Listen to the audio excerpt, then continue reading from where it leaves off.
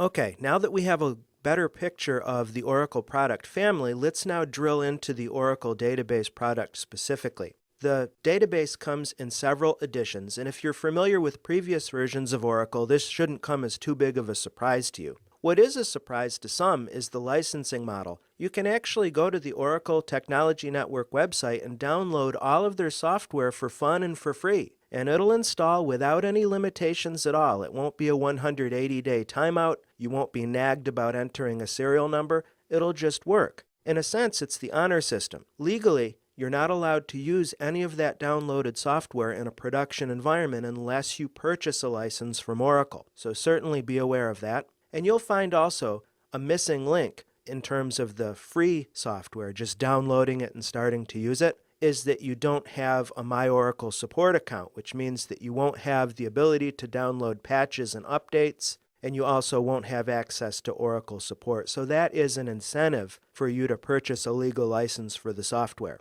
The good news for us as learning DBAs is that we can download the full Enterprise Edition of Oracle Database and get it running and test it, kick the tires, however you want to put it, with no additional investment. You can even install it in your desktop version of Windows if you have, say, Windows 7 or Windows 8 on your system. Now, among those different editions, Enterprise Edition, as you probably would guess, includes everything and the kitchen sink. Every feature of Oracle Database is included in Enterprise. For this reason, I suggest that you use or install the Enterprise Edition on your test machine for learning purposes so you can flex the muscles of everything that Oracle Database has to offer. The Standard Edition obviously is less expensive than Enterprise Edition. Surprisingly, you do have the ability to create a real application cluster using Standard Edition. What many technology vendors do, Microsoft comes to mind with their Windows Server operating system, is that they will limit or cut down clustering in lower editions as a way of incentivizing businesses who have high availability needs to go for the Enterprise Stock Keeping Unit or SKU. But that's another story for another time. There's a Standard Edition 1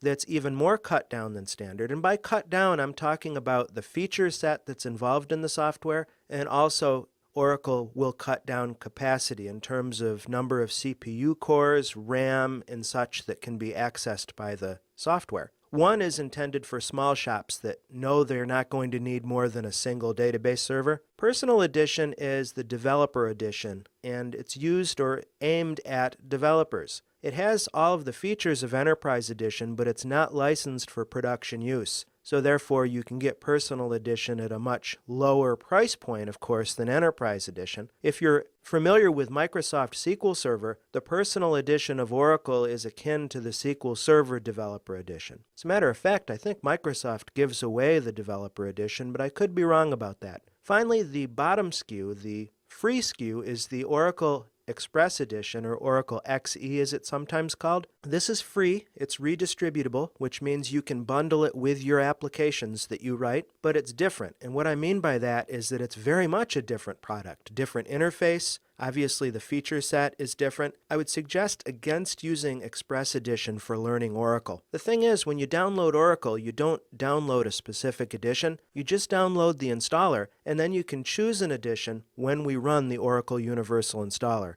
You'll see that in the next couple of modules.